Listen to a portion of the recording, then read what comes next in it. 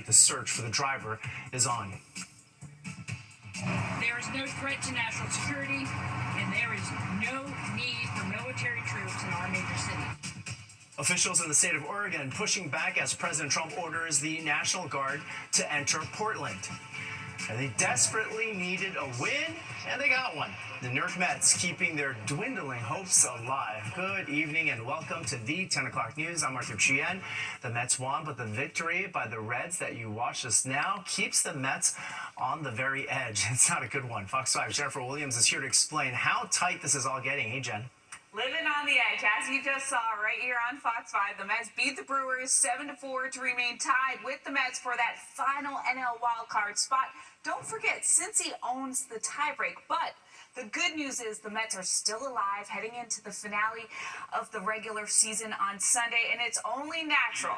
Pete Alonso did his part to keep the Mets in the playoff race, ripping a double to center, his 41st of the year, scoring Francisco Lindor to put the Mets up 1-0 in the first. Then in the third, the Polar Bear was back at it, this time with a solo shot, his 38th of the year. He's driven in 126 runs on the year. The Mets take a 2-0 lead. They go on to blank the Marlins 5-0.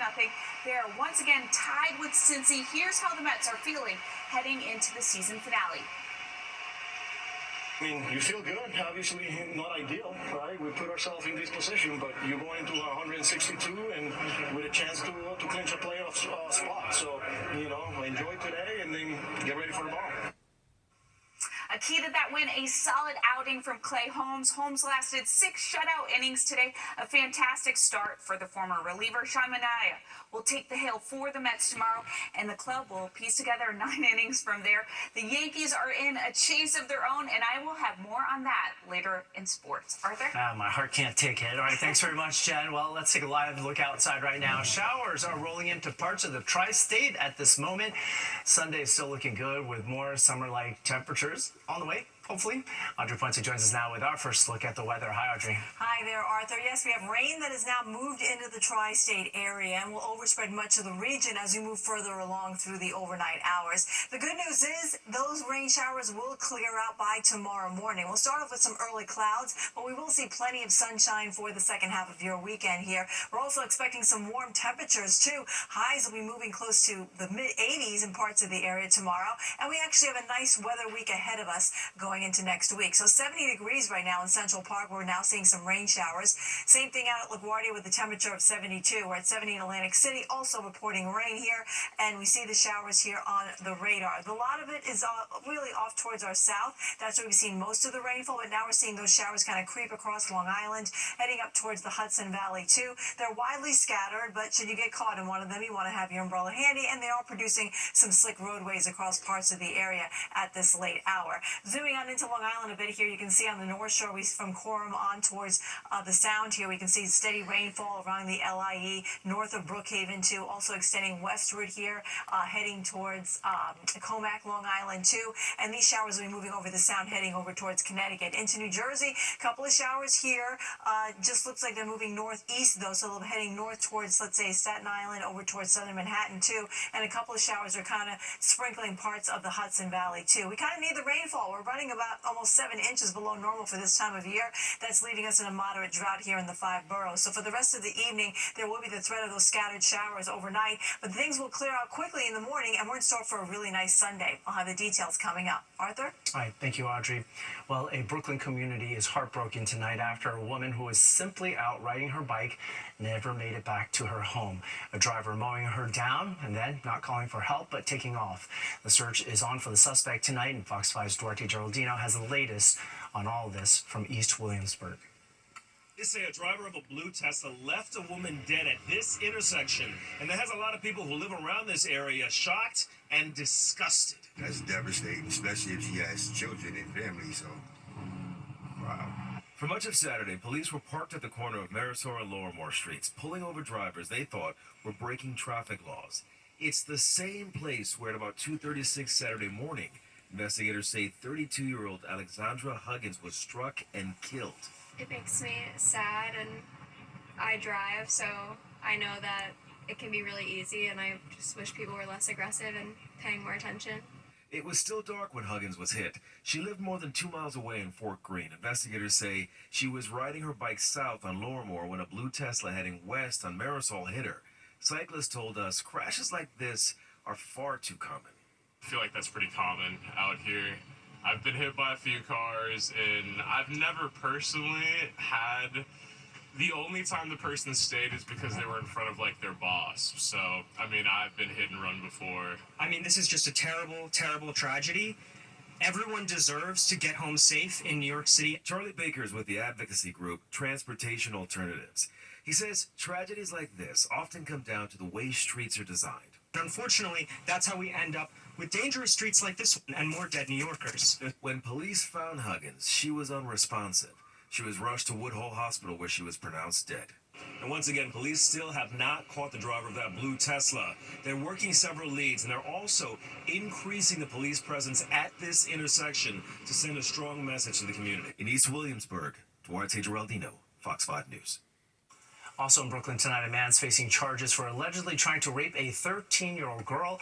Citizen App video captured the scene in Kensington, Brooklyn yesterday. The NYPD says the girl was trying to go into her home near Ocean Parkway and Ditmas Avenue when a suspect followed her into the building, grabbed her by the neck and assaulted her before running off. Police have a 22-year-old in custody. They identify as Justin Lee. He now faces charges including harassment. Investigators say he may be connected to another incident involving a 15-year-old female victim. One person is in the hospital after a fire in Bay Ridge, Brooklyn. It started after 3 this afternoon on 91st Street.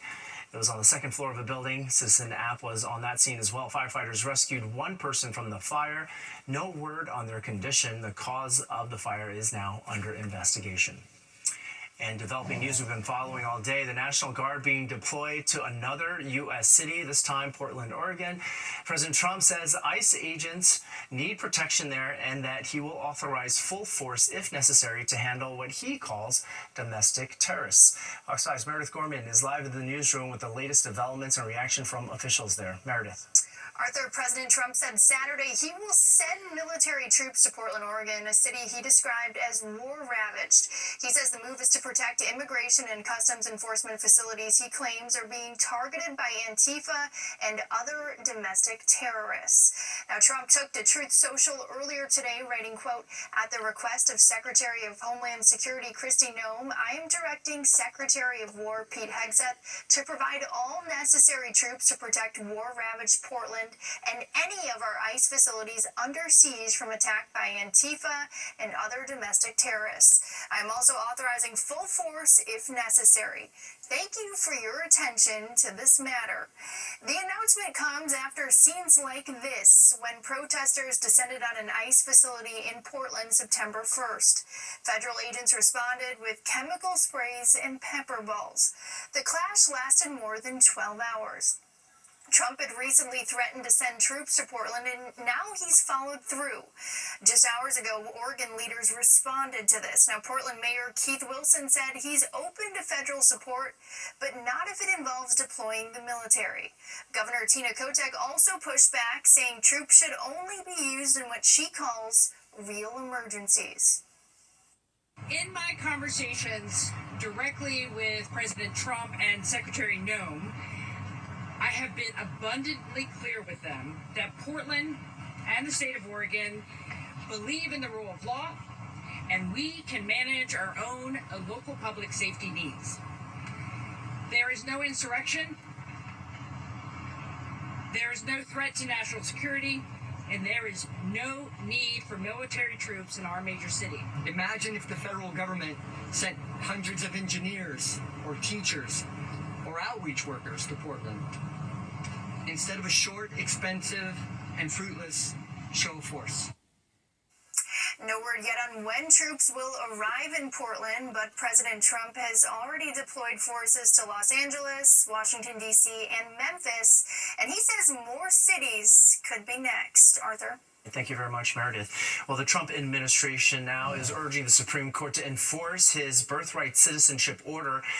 The order would deny citizenship to children born to people who are in the U.S. either temporarily or illegally. The appeal could lead to a definitive ruling from the High Court on whether the citizenship restrictions are constitutional. This comes after a lower court decision blocked the administration from enforcing the order nationwide. The National Archives apologizes to Democratic Congresswoman and New Jersey gubernatorial candidate Mikey Sherrill. This comes after it released her personal military records in error, reportedly to an ally of her Republican opponent, Jack Ciattarelli. The New Jersey Globe reported Thursday that Sherrill did not walk in the Naval Academy commencement ceremony in 1994 and did not appear in a commencement program from the ceremony. The story says it was a punishment after an exam cheating scandal that year. In a statement, Sherrill noted that she graduated and got her commission as an officer despite not walking with her class. Rudy Giuliani has reached a settlement with Dominion Voting Systems over the baseless 2020 election rigging claims he repeatedly made against that company. Dominion had sued the former New York City mayor and former personal attorney to President Trump for $1.3 billion. In a filing in federal court in D.C., both sides agreed to permanently dismiss that lawsuit but did not disclose the terms of the settlement. An Iowa community in disbelief tonight. The superintendent of the largest school district in the state detained by ICE in dramatic fashion. Authorities say he's been in the country illegally for years. Many parents are fighting for him to be freed. Plus, a bike race taking a scary turn. The pileup, all of it captured on camera. You're watching the 10 o'clock news. The federal agency ICE arrests the leader of Iowa's largest school district. Federal officials say Des Moines Public School Superintendent Ian Roberts was in the country illegally and had no work authorization. Roberts is originally from Guyana. The agency says the 54-year-old was considered a fugitive because he was subject to a final removal order issued in 2024. They arrested him yesterday while he was driving in his school-issued vehicle. The school district says Roberts submitted all required documentation when he was hired as superintendent, and they had no knowledge of the 2024 order of removal. The Iowa Board of Educational Examiners issued Dr. Roberts a license to serve as superintendent in the state of Iowa in July 2023. There is new information that has been made public that we did not know, and we have not been able to verify as to whether that information is accurate.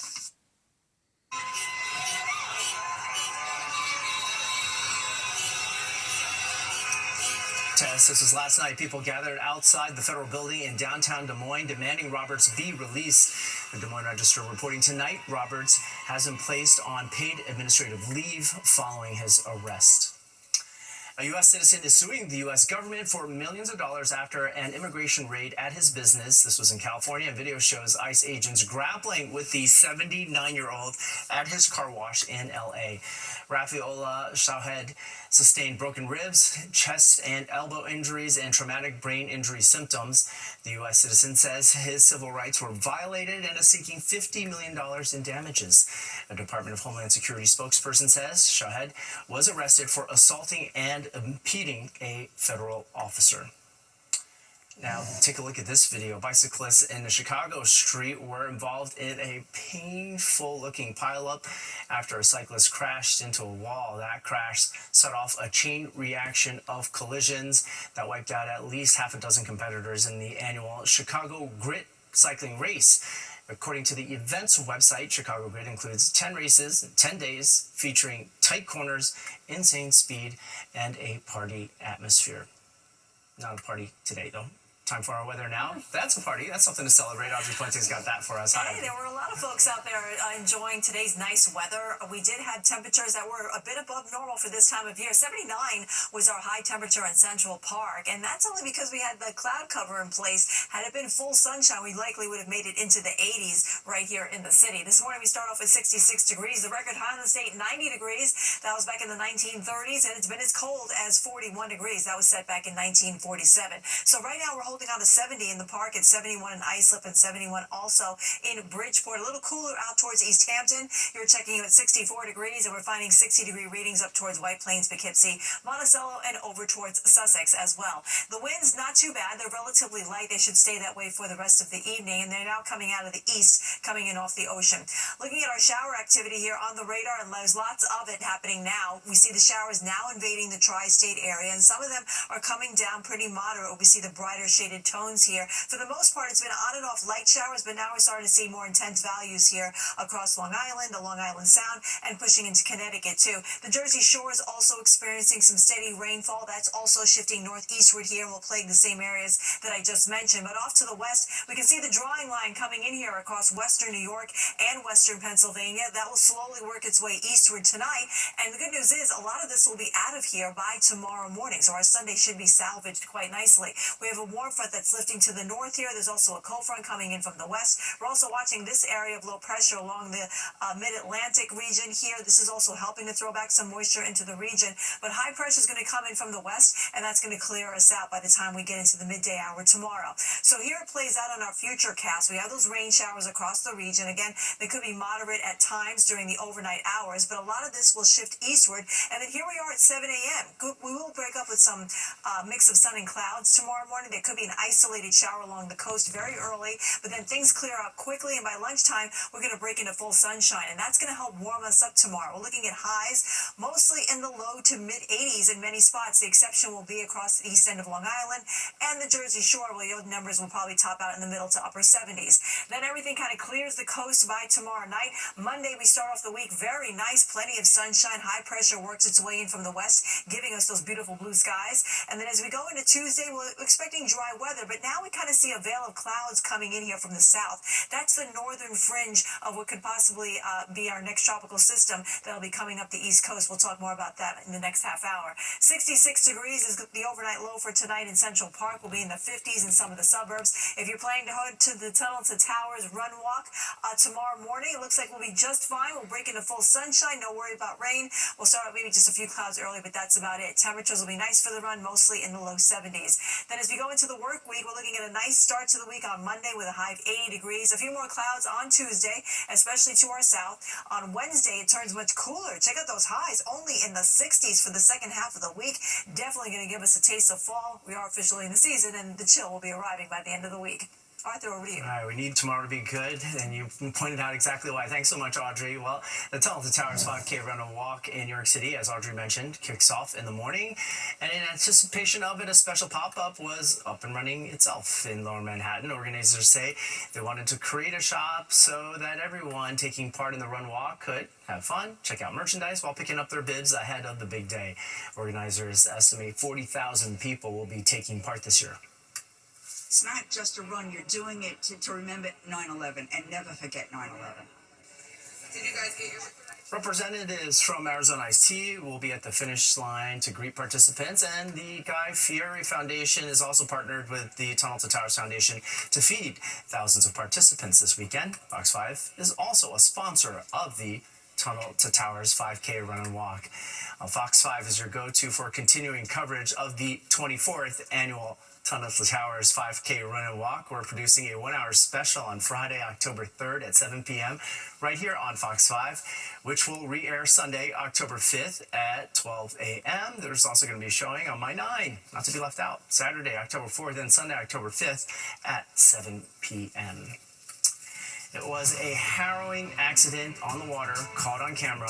A Mexican Navy ship crashing into the Brooklyn Bridge. This was back in May. Now the ship is docked in Manhattan for all to see what it's doing here and where it's off to next.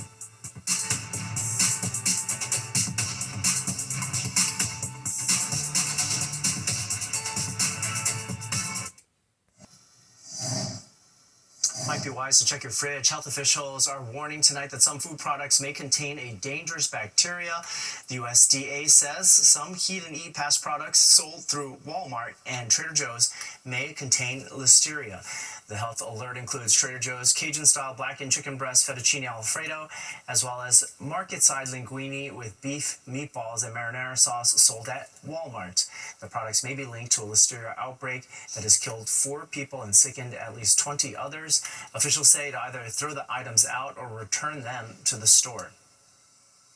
And a new study reveals some fruits and vegetables may contain much higher levels of pesticides than others. Researchers dubbed these higher level pesticide fruits and veggies as the, quote, Dirty Dozen. The Environmental Working Group noted 203 pesticides on the Dirty Dozen list, with the most toxic mixtures they found on green beans, spinach, peppers, and leafy greens. But on the good side, onions, papaya, and watermelon were among the least contaminated foods and were added to the Clean 15 list. That's a good list. Experts recommend a thorough washing of all produce. And a new study suggests a dose of aspirin every day helps some seniors avoid cancer, but it may raise the risk for others. A study in the medical journal JAMA Oncology analyzed nearly 10,000 healthy adults aged 70 and older. It found 59% of them likely reduced their risk of cancer by taking an aspirin every day, but the other 41% ran a higher cancer risk. Now here's the difference. Current smokers, or those with higher body weight, or those from families with cancer histories face greater cancer risk from aspirin. So see a doctor. Returning to the seas following a heartbreaking tragedy here, the Mexican Navy ship that crashed into the Brooklyn Bridge earlier this year is on display in Manhattan. It is docked next to the Intrepid after being repaired, where it's setting sail all to next. You're watching the 10 o'clock news. Wherever you were that weekend, you probably remember this. A Mexican Navy ship crashing into the Brooklyn Bridge. It was in May, and it was a fatal accident that happened with crowds looking on in horror. Well, the ship is back in Manhattan, docked next to the Intrepid, before it sets sail. Fox 5's Richard Jacobus caught up with visitors reflecting on that tragedy from just a few months ago. For Miguel Cruz, coming to New York Harbor today was on his bucket list for one simple reason. It's like really cool, like a phoenix.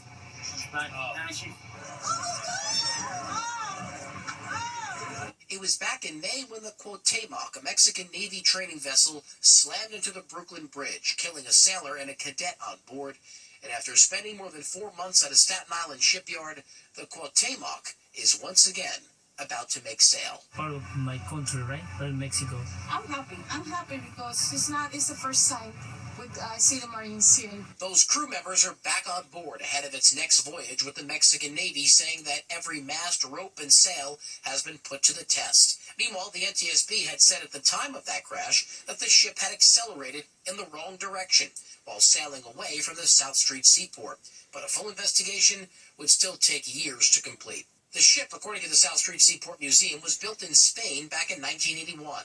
The Mexican Navy acquired it soon after, and since then, more than 30 generations of officers have graduated from these decks. For Miguel and his family, it's a small but very important part of history. The Cuauhtémoc will stay docked here next to the Intrepid for one more day, so New Yorkers can get one last chance to look at this 43-year-old vessel before it sets sail to Mexico, the first time the ship returns to its homeland since being restored.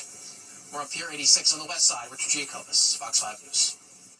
A lot of things seem to be getting more difficult, but picking out the perfect pumpkin should be easier this year. A surprising partner is helping them grow strong on Long Island. We've got the details next.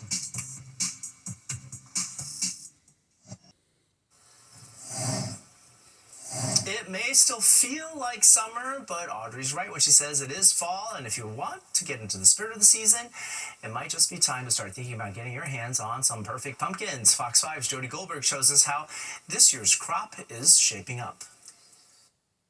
The search is officially on for the perfect pumpkin pick. And on the east end of Long Island, there's no shortage of options. What do you look for when you're picking a pumpkin? I like a bright, firm pumpkin, I think, nice and bright. Farmers say this year's crop is the best they've seen in a decade. They like the dry weather, so they came up pretty good. At Philip Schmidt and Sons Farm, Matt Schmidt says it's all about timing and weather. A steady spring rain followed by a summer filled with sun created the perfect pumpkin growing conditions. You want to make sure you have nice stems. From plump, Just the ones that are brown, make sure there's no dents on them or anything. Clean, nice and orange. to decorative, The uglier pumpkin, with the warts and stuff like that, something with a little character. farmers are offering dozens of varieties in all shapes, sizes, and shades. Just down the road, Harps Farm is showing off a new variety, the apple gourd. It has the same shape as an apple. It turns a bright green color. And here on the farm, it's not just about orange. There's some yellow in there too. Farmers using mustard crops between pumpkin harvests to keep the soil clean and healthier. We've started growing a special type of mustard seed that we plant in between the pumpkin crops, and that acts as a biofungicide, and that enhances the amount of surface area between the plant. And then you mix it all up with the soil. That gives it time to do its thing. And while families may feel inflation at the grocery store, pumpkin prices have stayed steady. We're the same as we were last year. We go up from time to time to keep up with inflation, but we haven't changed the price this year. The patch is plentiful. Now farmers say they're counting on sunny weekends to carve out a good season. In Riverhead, Long Island, Jody Goldberg, Fox 5 News. Coming up still, the safest and richest suburbs in New York. We've got the new list that's out, plus Audrey Puente has the forecast. Hi, Audrey. Hi there, Arthur. Well, rain is beginning to push into the tri-state area. I'll let you know how this is going to affect the second half of your weekend coming up. Jen? Well, the Mets might not be in control of their destiny, but they're alive heading into the regular season finale, while the Yankees, are in a chase of their own. I'll have more on that coming up in sports.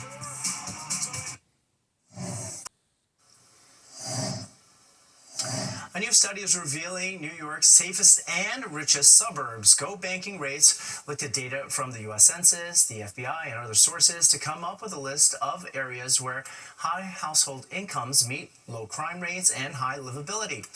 Drumroll, Rockville Center came in first place, helped by its high livability score, low rates of property and violent crime, and high household income. The neighboring town of Lynbrook came in at a close second place, rating the same high livability score as Rockville, while Long Beach, Garden City, and Scarsdale rounded out the top 5. Time now for weather. Audrey joins us with that now. How's it going, Audrey? Pretty comfortable out there as far as our temperatures are concerned, Arthur, but we do have rain moving through the tri-state area. We're in the 70s here in New York City at 69 down towards Atlantic City. 60s being found across New England as well as in upstate New York. So we do have a lot of wet weather that we still need to get through tonight before we start to see the drier weather that's just edging its way here into the west get into our area. So we do have light to moderate rainfall across the region this evening, and that will be the case as we go through the rest of the night here. We have a warm front lifting to our north. There's also a cold front coming in from the west, and we're also watching an area of low pressure that's off to our south here. But just edging its way on the screen here, we have a couple of tropical systems that the National Hurricane Center is actually keeping a very close eye on. One of them is marked to becoming Melda. The other one is Hurricane Umberto, which was a Category 5 storm and still is as of the 11 p.m. advisory. Its winds are at about 160 miles per hour, and it is moving in a northwest direction. It is going to move west of Bermuda, but the good news is it is going to take a sharp turn to the right here and move into the northeast, head into a northeasterly direction away from the U.S. So if anything, I think we're going to see our ocean heights kind of raise up over the next couple of days, but the remnants of Umberto will definitely move out into the Atlantic away from the U.S. mainland, which is good news for us. All right, back here at home, we have our own rainfall to contend with here, so on and off rain, it looks like, for the rest of the evening as well as into the overnight. Good news, though, tomorrow morning, everything will have cleared the coast, and we'll have some leftover cloud cover once the sun rises, but those clouds should erode away quickly, and we'll be left with mostly sunny skies for your Sunday. That sunshine will help warm us up into the 80s in many spots. The exception will be the east end of Long Island and coastal New Jersey, where our high temperatures will most likely be in the middle to upper 70s. More of the same on Monday. We're expecting high pressure to nose its way in here. That's going to give us a nice sunny start and a comfortable start to the work week. We'll have a few clouds kind of filtering in from the south here. That's from those areas of low pressures that I just showed you. They'll kind of be hugging the coastline or come near near to the southeast coast as we go into next week. So we could be on the northern fringe of some cloud cover. And I think that's mainly going to be across central and southern New Jersey. You'll see more in the way of sunshine off to the north here in the Hudson Valley. So for tonight, we're going with shower activity on and off throughout the rest of the evening. Overnight lows not too far from where they are right now, mostly in the 60s. Some spots will be in the upper 50s, especially north and west of the city. Now tomorrow we'll start off with some clouds, then we'll break into some sunshine. That will help warm us up into the 80s inland. In fact, we're going to mid-80s up towards the Hudson Valley, interior New Jersey as well. But we'll be in the upper 70s or mid-70s across Long Island and the Jersey Shore. Nice start to the week on Monday with a high of 80 degrees. A few more clouds spilling in, especially south of the city on Tuesday. And then a front's going to sweep through. That's going to usher in a cold blast of air. In fact, our highs are only going to be in the 60s starting on Wednesday, giving us that fall chill that will, we are in the fall season, so it's definitely going to feel like it for the second half of the week. Arthur, over to you. All right, thanks so much, Audrey. Well, the official mascots for the 2026 World Cup making an appearance at the Global Citizen Festival in Central Park tonight. Clutch the Bald Eagle represents, of course, the United States. Maple the Moose, of course, Canada. And Zayu the Jaguar, of course, Mexico. FIFA says they symbolize parts of each host nation's culture. The opening match of the 2026 World Cup kicks off in Mexico City on June 11th. The final is scheduled for July 19th, bringing all that excitement and drama right to us here at MetLife Stadium in New Jersey. Now remember, Fox 5 is your home for the 2026 FIFA World Cup. Stay tuned for updates and features leading up to the big event next summer. And good segue to sports. Here's Jennifer Williams. Hi, Jen. Thanks, Arthur. After owning the best record in the Bigs through mid-June, the Mets found themselves in a fight for their lives to keep their playoff hopes alive. All they have to do is win one more than the Reds, who own the tiebreaker. And a win on Saturday, guaranteed game 162, will mean something for the Amazons. Once again, they got off to a hot start, but unlike Friday night in Miami, they got a solid outing from their starter. Fans can count on Pete Alonso to do his part to keep the Mets in the playoff race. Alonso ripping a double to center, his 41st of the year, scoring Francisco Lindor to put the Mets up 1-0 in the first. Then in the third, the Polar Bear was back at it. Alonso hits a solo shot, his 38th of the year.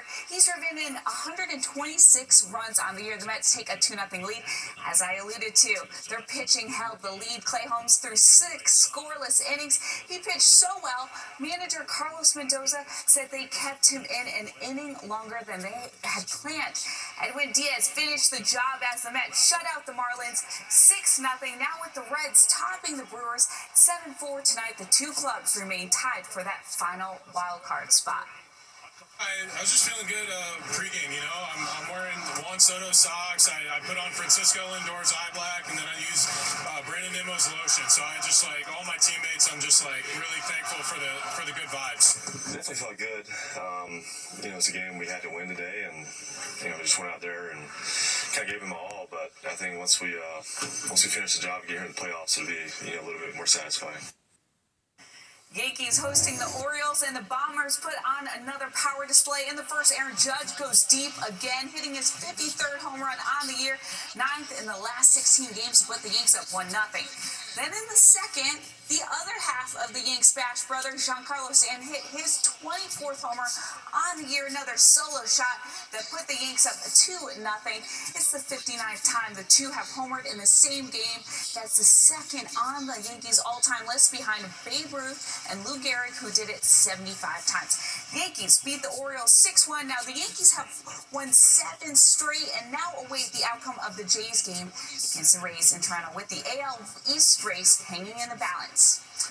Moving over to football, week 4 of the NFL season is upon us, and both of New York's teams remain winless. We all know the stat. Just one team this century has started the season 0-3 and has gone on to reach the postseason. But in case you haven't heard, the Giants have decided to turn to a rookie quarterback, hoping the change might provide a little spark.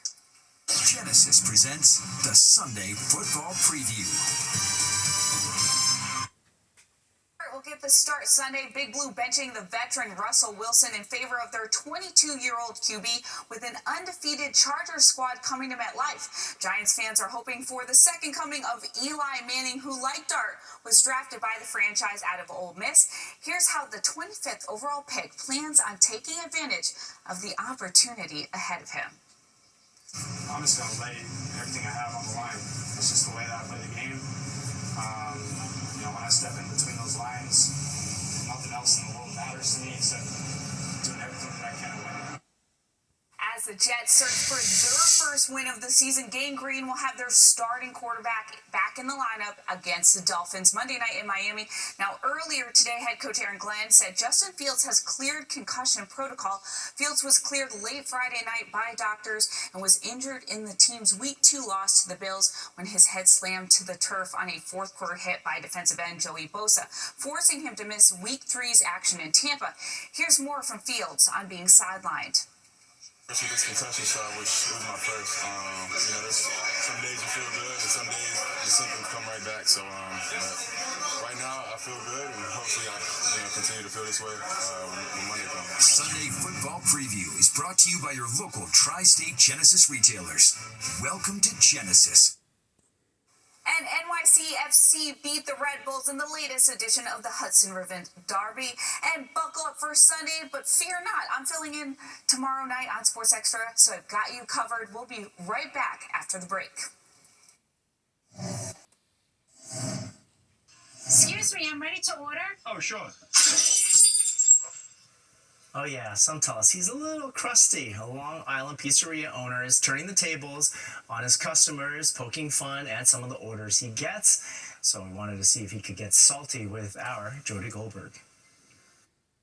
Hi, sir. How are you? Can I get a regular salad? Let's try it again. Anthony Lorino owns Phil's Pizzeria in Syosset. And after nearly 2 decades behind the counter, he says he's pretty much seen it all. I started doing what everybody else was doing and like posting pictures of chicken parmesan, different stuff like that. But I just felt I needed to change something. So he changed recipes from food pics to skits about his daily encounters. Can I get a cold cheese slice?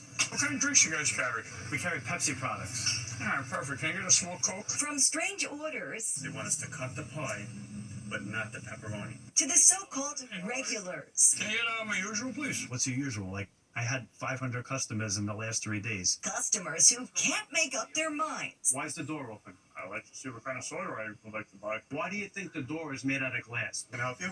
Yeah, can I make an order, please? Sure, what would you like? Sure. Hold on. What do you guys want? Can I get, I feel like saying to these people, you don't have to keep saying, can I get between each thing you're ordering. Just give me the order. Even the salad sagas. We make our Caesar salad with the dressing on it. I'll see it go out to the table. The waiter will come back.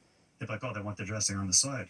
All right, make another one with the dressing on the side. I see it go back out to the same table, and a man or woman takes the whole thing of Caesar dressing and pours it all over the top of the salad. All of it is turned into viral videos. You gonna make me a fresh one? No, I'm gonna go in the dumpster out back and pick out the one I threw in the garbage last night. I write down what happened, and it becomes content for me. And Anthony tells me what you see online isn't how he runs the counter here. The roasting stays on social media. The world needs laughing. I think they're funny. You guys open today? Yeah, I answered the phone, didn't I? Coming in, I think of the TikToks and am I ordering something the wrong way? Is it gonna be busy tonight? Tens of millions of views later, and Anthony is still earning followers far beyond Long Island.